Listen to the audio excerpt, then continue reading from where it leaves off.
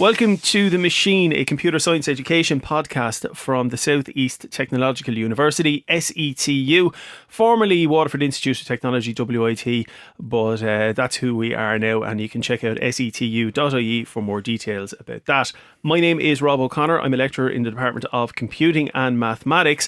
And on today's episode, which is the first of this short series of The Machine that's coming out just at the end of the academic year, we have some of the original band back together. Siobhan, Drohan and Eamonn Deleastar, who both appeared on the very first episode of The Machine 4 years ago. How are you? Hello, how are you? You've done a lot to this place, Rob. It's fantastic. I mean, you've got a huge chair when you've got a chair before. I know it's the amount of technology in this studio. I think we changed the bulb in that light. But it's a trophy cabinet. I like it. Podcaster of the Year and Golden Podcast Award. That's fantastic. And the sign up there about not playing Despacito in this studio. That's actually really there. There's a list of banned music that is not allowed to be played in this studio, and Despacito is on that. So the only person who's missing from the original lineup is Mairead Maher, so we'll have to get her back on to an episode soon. Today we're going to talk about second languages and I suppose programming languages that you learn after your first. So it could be second, third, whatever, insert whatever number here. I'm going to start by asking you a very simple question. What was the first programming language you learned and what was the tool set that went with it? So Siobhan, we'll start with yourself. Okay, the very first one that I learned, now bear in mind this would have been back in college in 1991, and I would have learned Modula 2. And do you know who taught me it? No. He's sitting beside me, Mr. Eamonn Deleastar, yeah. What's it called? Modula? Modula 2, yeah. So that would have been Pascal kind of based, and it was very procedural. If I have to get all my questions right now, my description right, because he's sitting beside me now. How much was I paying attention? But yeah, it was a model student. So I remember. Yeah, thanks very much. And I'm reading that out of a lister.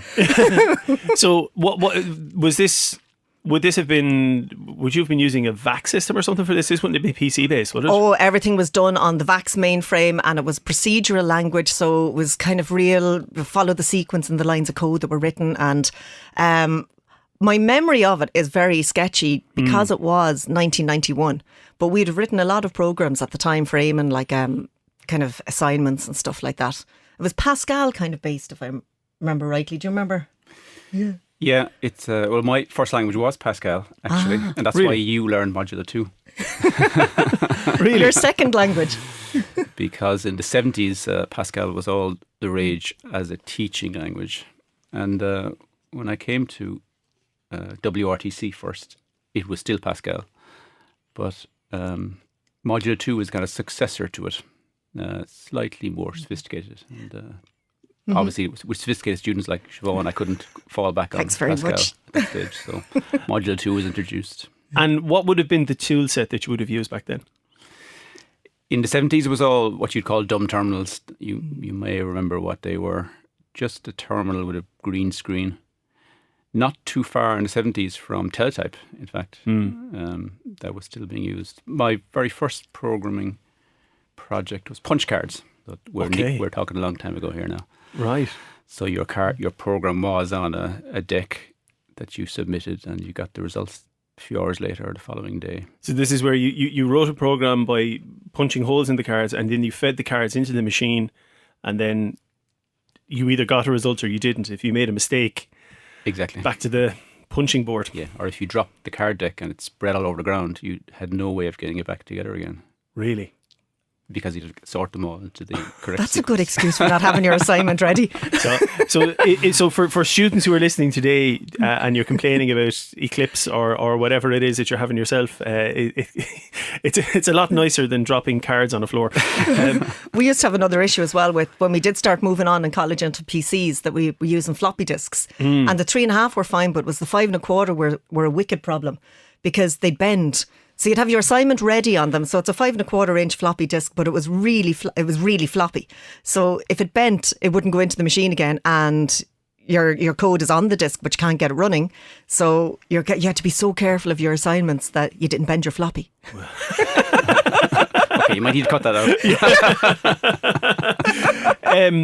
So I would have been just a couple of years behind you, Siobhan. I would have started on C++. Actually, Eamonn, I would have had you in second year. and Mairead would have had Mairead in first year for programming, but it would have been C++. So in those, it would just been a couple of years later, would have shifted from Modulo 2 to the C family of languages. And again, we would have started on a VAX, although we did move to PC. I think the following year, I think we were the last year to use the VAX, possibly, which is an old mainframe system that I believe was in situ since the early 80s. I think it was. It's commissioned in 79, I think, here. 79, yeah. And you can hear all about that in the recent WAT 50 podcast that I made. Seriously, there's a section in it about setting up the first computer here in the college and all the stuff that went along with that. Okay, so what we're talking about there is that the three of us I worked in C++, Pascal, Modulo 2. C++ is really the only of those languages that you'd find today, really. And in even use, then, it would be probably a different it would not be the C++ of the mid-1990s. What was the second language that you would have jumped to? So, Eamonn, shall we start with yourself? Well, back in those days, if whatever your first language was, your second language was probably going to be Fortran. Okay, is that because that was very heavily used in business? Is that correct? It's heavily used in kind of numerical computations, but it's popular in universities, right? So, and in colleges. So you would be tackling that probably a bit blind, because Fortran is a step back, in fact, from Pascal. But if it wasn't Fortran, then most people's second language getting into the 80s would be C. Right. And that would start a journey then to the C family of languages, which we're still living with today. And Siobhan, what would have been yours? And that's the journey Eamonn took us on. So we did start with Modulo 2 at the beginning, and then we moved into learning C and then C++. And bear in mind, when we were in college, when I was in college, Java was only coming out when I was in fourth year. So Java would have been a natural follow-on from C++. So it wasn't actually taught in college then because it was so new. And nobody knew whether it was going to take off or not. So I would have moved into the C family straight after Modulo 2 as well. So C comes out in the early 70s. It's tied up with the Unix, with the distribution of the original distributions of Unix. C++, when does C++ appear? C++ emerged around 77, 78 as kind of initially it was called C with classes. A famous computer scientist, still going, called Barney Stroustrup, invented it at Bell Labs. It became C++ around 79, 80, and really a mainstream language ever since. Evolved a lot over the years, but the bones of it are still intact. So C would have been a procedural language. C++ was an object-oriented language. Yeah, he was influenced by Simula, particularly, language out of Norway, I think, in the mid-60s for simulation. He adapted straight into C++ ideas from that language. Most languages are in a kind of a family tree, rock and roll family tree. They all have a lineage and parents and siblings and successors, and interesting to trace them and to trace the genealogy of any of them. And most languages that emerge today are firmly rooted in usually one or two of the main trees that have originated back then. Which would be C. A lot of them are descendants of C, or it's probably C++, like Java and many of the other object-oriented languages that we're using today. Would you say C++ is an important language in the history of languages? Yes, well, C family is, but going back further, most languages come from two roots, which would be Lisp and probably Algol. Okay. Maybe Fortran, just slightly ahead of Algol. And C is in the Algol side of the house. Okay, right. The AI side of the house would be dominated by Lisp. Okay. So the C family is kind of large now. It's still growing. Kotlin is definitely the C family. Yeah. Swift, C family. Yeah.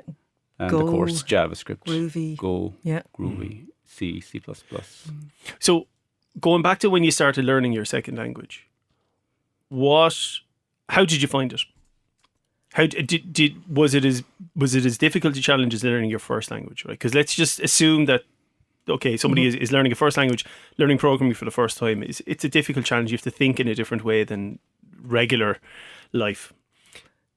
How did you find the jump to the second language, Siobhan? So you jumping into the C++ into world. C from Modulo 2. Well, the first language that you're learning all of the constructs in that. So you're learning the flow of control of a program, your sequence, your selection, your iteration.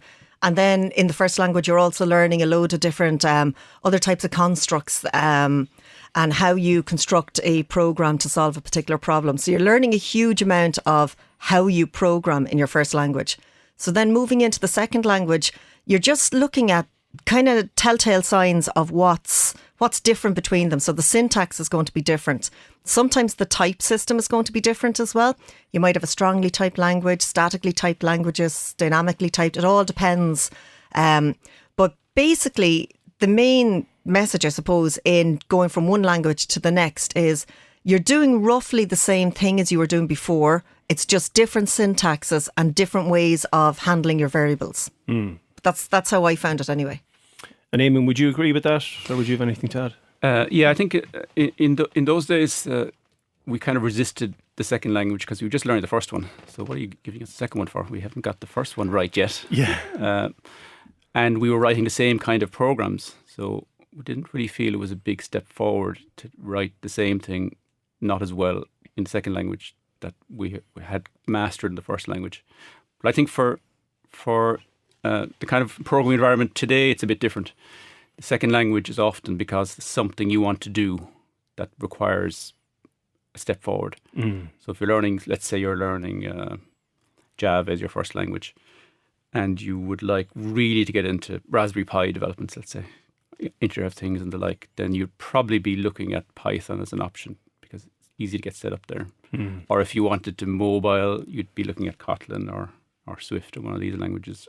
Or if you want to do the web, you've got to step into JavaScript. So it's those three areas. Then if it's games, it might be something else again, would stimulate the choice of second language you'd explore. It's the domain as opposed to necessarily just revisiting the same thing again. But as Siobhan was saying, whatever you've learned from your first language, you can probably carry it through, or carry through an awful lot of it, to second, third, subsequent languages. Absolutely. I mean, we talked about family tree there. An awful lot is the same, really, for many generations. Lots of new concepts arrive at the edges, but the core features are fairly established since the early 60s, in fact, it turns out. Yeah. So going back in time, so C, C++, I would have learned at the very start. And then I think it was in third year of our course, we did a Java course. Actually, Willie Donnelly, who's just the retired president of WIT, taught us.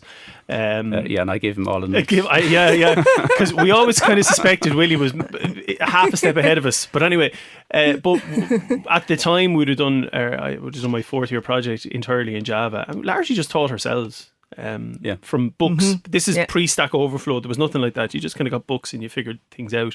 But I did find Java was quite an easy language to pick up compared to C++, because essentially everything was just the same. Some of the keywords were slightly different, but there wasn't a huge amount of structural differences to it. And all the tool sets were free, which at the time, a lot of the stuff in C++ wasn't. We used to have, I don't know, I think actually, I'm not sure if you started this, Eamonn, but without you now, they used to, back then, the C++ compilers were quite expensive. There was Borland and there was Visual Studio, Microsoft one, and there was a dodgy copy of Borland C++ doing the rounds in our class, so people could install it on machines at home if they had one. There's no statute of limitations now, you don't want to copy software. Be careful. But like back then, I think it was like Visual Studio. It cost thousands and thousands and thousands for a license. It was huge it's money. all free now. It's a fantastic world, really, for programmers now. Yeah, so I mean, nowadays, I don't think anyone would really pay for any development tools unless they were really high-end professional tools, but I don't really see anything as being paid for. Particularly as in schools and education, and a lot of companies also offer free educational packs. So like GitHub you can sign up for student packs and get a huge amount of free tooling from GitHub. So, and it's JetBrains the same. You sign up for your student license and you get free tooling. So you don't really have to pay for anything nowadays. Yeah. Actually, no, you've made it. Tooling is an interesting point, because I'd like to make the distinction between the languages and the tools, because that's, again, something that I learned a long time ago, is that the language often can be one part, but the tools can be just as equally as complex to figure out. Eamonn, could you maybe just make the distinction between languages and tooling? Yeah, the tools are very much tied to the thing you're building. So if it's a mobile world, then there's a lot of work goes into assembling all the pieces into something that can be put to an app store, that can be downloaded and used. Same with the web. Lots of different parts to an application. And those parts have to be built and deployed, we call it, as opposed to just something you write and run immediately. So students have to, it's a bit of a transition really once they get past their first language, because the first language they just know about the compiler, let's say, or the IDE. But as they go into broader domains, they realise that an app consists of lots of pieces, and orchestrating those pieces effectively requires tools. And the tools change quite a lot, actually. The languages are much more stable than the tools. So every few years, there's a whole new tool set starts to colonise the space, and the old tool set is retired. But the language might still be intact, but there's a new way of building the app, let's say, if it's a mobile application, rather than just the core application code itself. Yeah, I mean, I find navigating some of the IDEs and the build environments can be quite complex. It's probably like Siobhan and I and yourself, we've all kind of worked on mobile app development, and half the battle is often getting students set up with Android Studio. And however bad they think that is, I often kind of think back to the old Eclipse days when you had the Android plugin for that, and it was even worse. It can be there has to be a better way for that. For mobile, there is, I think. Well, Xcode, yes. Oh, okay, or React Native or something like that. Yeah. But in general terms, like... Well, there's newer tools coming out now as well. Like there's Jetpack Compose was launched there in September, version 1 of it. And that's basically you write the business logic in one area and you use Kotlin to do that. And you can then write small, tiny interfaces then for running it as a Unix desktop, running it as a mobile app, running it as an OS app. Okay. So you write your core logic and just plug on an interface in the front of it. Now, it's only version 1 and it's only just gone stable. So whether it'll take off or not is another one. Okay, so I don't know what this is now. So if I ask you a dumb question, please go easy on me. So are you talking about, so if we had a kind of a separation of concerns, yes. Model View Controller. It's MVVM is what they use. Yeah. MVVM, yeah. Okay. So what's that? Model View Model. Okay. Yep. So the idea is that you write your model code and then you might have multiple views and to go with that. Is that correct? That's it. Okay, yep. right. And they can deploy in different areas, different types of platforms, basically. So you're reducing your workload by keeping as much of the business logic together as you can, and just only separating out the views for different types of devices you're going to use. Okay. So again, let's go back to thinking a first year student is listening to this and they're going, I've just been getting to grips with Java. I've been trying to get to grips with Java, never mind anything else. What would you say is, let's say somebody is approaching their second language. Yeah. And let's just say, for the sake of example, that they've done Java as their first language, just for whatever. What would you, and they're going to a second language, what would you say is, what's the best bit of advice you could give them when approaching a second language? So learning a second language, if they've done Java, what I would often do is look for a language that's similar enough in style and similar enough in type systems. So the way we were talking earlier on about C++ and then moving on to Java from that, wasn't that big a move because they looked the same and they acted the same. Yeah. So I would nearly do that as well when they're learning Java, move on to a language that will look the same and act the same. So Kotlin would be one of those. And Kotlin is a language it's around since 2011 and it's written by the people that own IntelliJ. And it's basically used for a lot of mobile development now. And what I was talking about there earlier on, that Jetpack Compose where you write your business logic once and deploy everywhere, that's written in Kotlin as well. So what I would suggest is picking a language that is similar enough to what you've learnt and don't get overwhelmed by the language. When you look at the documentation, the reference pages, the API or whatever for the language, it's colossal. Only do small little bits. So maybe learn, I'm going to actually do a basic CRUD app, console app in Kotlin just to get to grips with those constructs and then start building up different types of apps and learning it like that rather than going through and reading the API. That's how I'd go. That's how I did go about it myself because I had to transition as well. Like all these, like when we talk about learning new languages for students, we're constantly having to do it ourselves because we didn't pick a discipline that doesn't move You know. Yeah. Could you use the word CRUD there, an acronym CRUD. Could you just explain what that is? So that's just a basic create, read, update and delete app. So you'd have like a console app where you would allow the user to add maybe a note or update a note, delete a note, list all the notes, maybe list notes that have that are related to work. Yeah. Things like that. So it's a kind of a basic baseline functionality. Exactly, yeah. Eamonn, what advice would you give to somebody maybe approaching a second language? Well, I'd endorse Siobhan's approach, but I'd also possibly look at your second language as something whereby you might build something that touches the real world as opposed to just the screen in an IDE or a programming environment. So that could be then down to your interests. So it could be it's on a web page. Yeah. Mobile, obviously, or in some sort of environment like a Pi, whereby it responds to a button of some kind. So see if you can leave the isolated world of the algorithms and reach out for the real world, and then do it in the simplest possible manner. Just one button, press the button, it does something, and then move in very small increments. And perhaps don't necessarily start by copying huge programs and hacking them to see if you can make them work. If you are going to duplicate a program and find the simplest one and go from the smallest number of abstractions and the simplest tool set up then gradually to something more sophisticated. And things are improving there. I mean, I think the newer web tools are getting better and they are starting to reduce the amount of cognitive load the programmers deal with.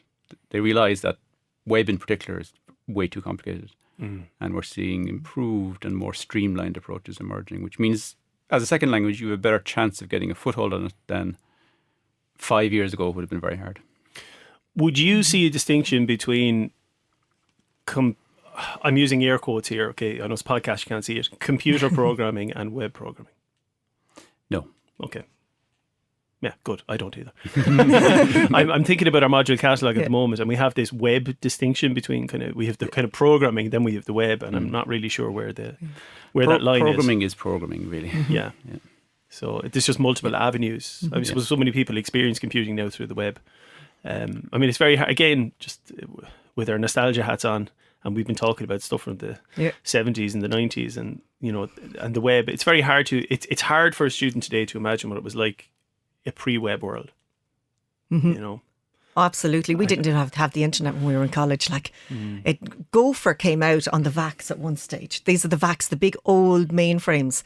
And wasn't it Gopher? Wasn't that what it was called, Eamonn? Yeah. Yeah, and you had to Gopher and you type in your search term and it would bring you back a text-based representation of what you're looking for in the internet. Now bear in mind, when we were doing Gopher, there was very little out in the internet. There wasn't a huge amount there. Yeah. That's how we used to browse the internet through a mainframe. I suppose the web is how people experience computing. Well, maybe it's mobile apps now is probably the primary interface device, but that's what software is to humans, is web or mobile. Yeah. And even coming back to the web as well, when for learning a new language, there's a huge amount of tools out there, web-based tools for learning. Like, I know I keep going on about Kotlin because that's the second language that I would have learnt whilst... heavily learned whilst having taught Java first.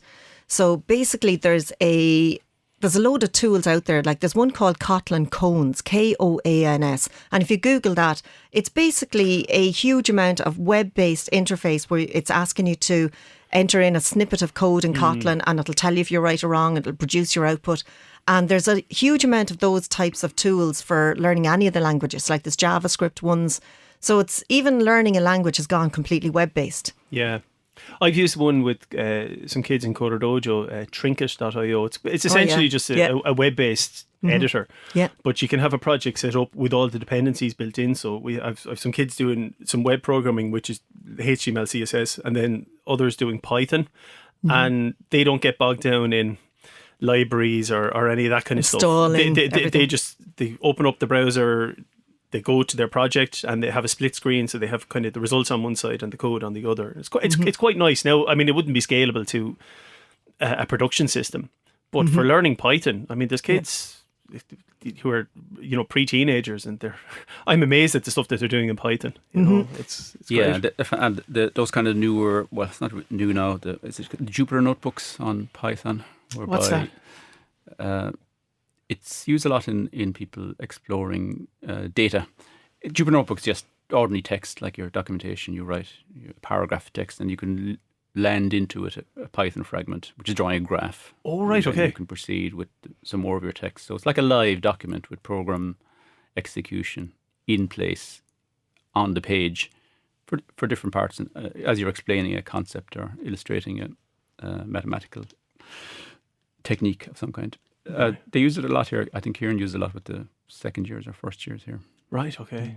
That shows you how much we know about I each didn't other's know that. I modules. didn't know that either. I was thinking Jupyter Notebook, is this some sort of NASA thing? Right, I suppose to close up then, so here we are, we're recording this in 2022. What are the new ideas that we should look out for? You know, if there was any students who are listening, or even for ourselves, because we're always learning new things. What are the things that we should be looking out for? What should we, if you're going to try something new, maybe try this. There might be something to this. Okay, I'll say what you shouldn't do. Okay, go for it. Because it scares me. There's a new feature in GitHub called Copilot, and there's also a private company doing something similar. And they have basically harvested all the code in the world on your shoulder, and as you're typing, it's giving you hints as to what it thinks you're about to write. And it's Right. generating a vast amount of code. And results are showing some pretty frightening types of productivity that are possible. You're not writing code, you're leaning on the code that is written, and you're doing things like writing a comment, and it's extrapolating from the comment what the function you're about to write would look like. Okay. So don't do that, because you have to learn that people who are productive with this new trend are expert programmers. So if you get to that level, this tool is like a turbocharger. It's quite extraordinary. Some of the results. Now, some people absolutely hate it, so it's quite controversial. But it's a big thing in the next few years. Okay, but if you were trying to learn with that, it'd be like essentially having like the stabilizers on the bike. To be like having stabilizers combined with a jetpack. Okay. Yeah. And then you take them away, and you're absolutely screwed. Yeah, absolutely. Yeah. Yeah. Okay. Siobhan, and you think you should be looking out for? Well, jetpack compose. You've already that's mentioned where I suppose like it's where I'm going with the way that I'm learning at the moment. Like, because we're constantly having to learn in the background. It's because we chose a field that has seismic kind of shifts every couple of years. You have to keep up with what's out there at the moment. And what's kind of grabbing my attention is that Jetpack Compose. Now, it mightn't go anywhere.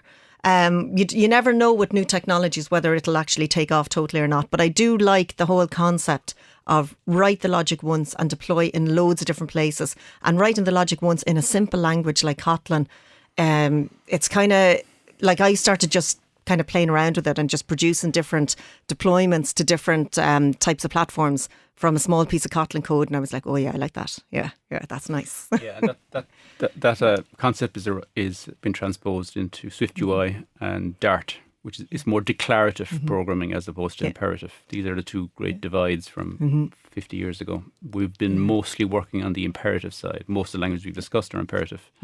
These tools are bringing in a declarative element from the Lisp world and injecting it into the way we program, which is interesting. Could you maybe explain what that is? What's the difference between the two? It's a bit like you're describing in a program how to do something. It's imperative. You're giving it the instructions. And declarative means you're saying what you want done.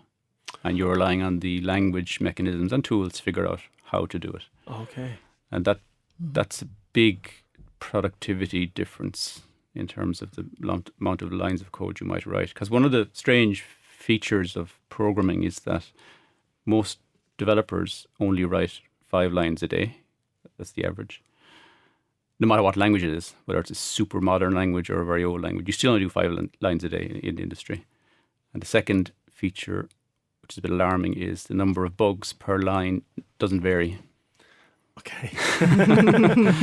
So maybe declarative might be quite interesting to learn, because it might make you very productive if you master some And of those Flutter tools. and Dart use that, don't they? Isn't Yes. that declarative? Yeah. Yes, yeah. yeah. And it kind of mixes together the UI and the kind of description of the UI and the piece of code associated with it, Yes. isn't it? Yeah. Yeah, no, that's great. Very interesting.